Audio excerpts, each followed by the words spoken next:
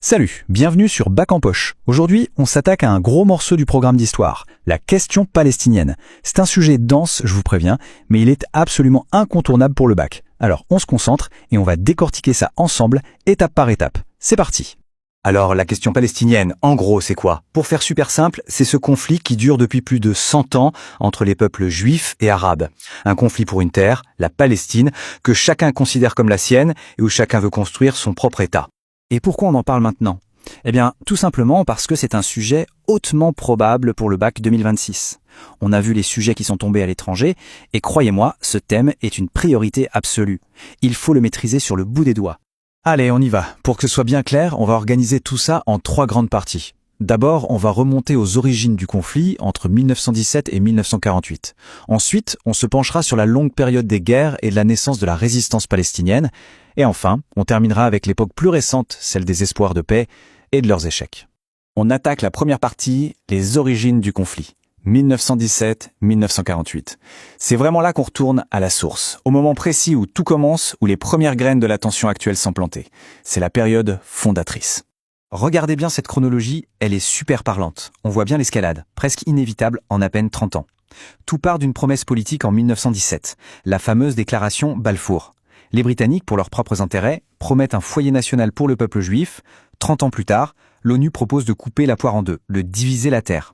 Mais cette tentative de solution va en fait mettre le feu aux poudres et nous mener tout droit à la création d'Israël en 48 et à la Première Guerre.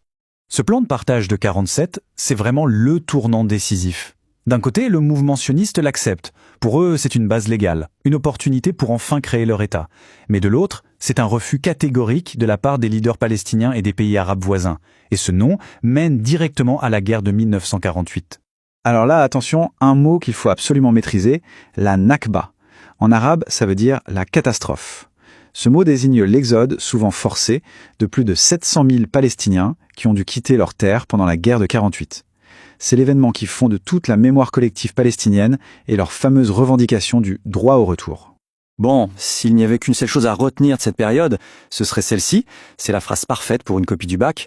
La déclaration Balfour de 1917 est l'acte fondateur de la tension parce qu'elle promet la même terre à 2 peuples différents. Mais la guerre de 48, ce n'est que le début. On entre maintenant dans la deuxième grande phase, qui va de 1948 à 1993. C'est une période marquée par des guerres entre États, mais aussi, et c'est crucial, par l'émergence d'une résistance palestinienne qui commence à s'organiser. Cette période est rythmée par 2 conflits majeurs. Jetez un œil à ce tableau. La guerre qui change absolument tout, c'est celle de 1967. La guerre des 6 jours. En moins d'une semaine, la carte de la région est totalement redessinée. Israël conquiert la Cisjordanie, Gaza et Jérusalem-Est. Et c'est là que naissent les fameux territoires occupés, une notion clé pour comprendre tout ce qui se passe ensuite. Face à cette occupation, la résistance palestinienne, qui était un peu éclatée, va s'organiser politiquement. En 1964, on voit la création de l'OLP, l'Organisation de libération de la Palestine. Et quand Yasser Arafat en prend la tête en 69, elle devient l'interlocuteur principal du peuple palestinien au point d'être reconnue par l'ONU en 1974. Et voilà un autre mot-clé essentiel. Intifada. Littéralement, ça veut dire soulèvement ou secousse en arabe. Là, on ne parle plus d'une guerre entre armées, mais d'un soulèvement qui vient de la base, du peuple palestinien qui vit dans les territoires occupés. La première intifada, c'est en 1987. On l'a souvent appelée la guerre des pierres. Ok, la phrase à retenir pour résumer toute cette période, la voici. Elle montre bien la double facette de la lutte palestinienne. D'un côté, l'OLP devient la voix politique sur la scène internationale, et de l'autre, sur le terrain, la résistance populaire prend la forme de la première intifada. On arrive maintenant à la 3e et dernière partie, la plus proche de nous, de 1993 à aujourd'hui. Et c'est une période vraiment paradoxale, pleine de grands espoirs de paix, mais aussi de terribles déceptions et d'une nouvelle montée de la violence. Et puis, en 1993, c'est le choc, l'espoir immense, les accords d'Oslo.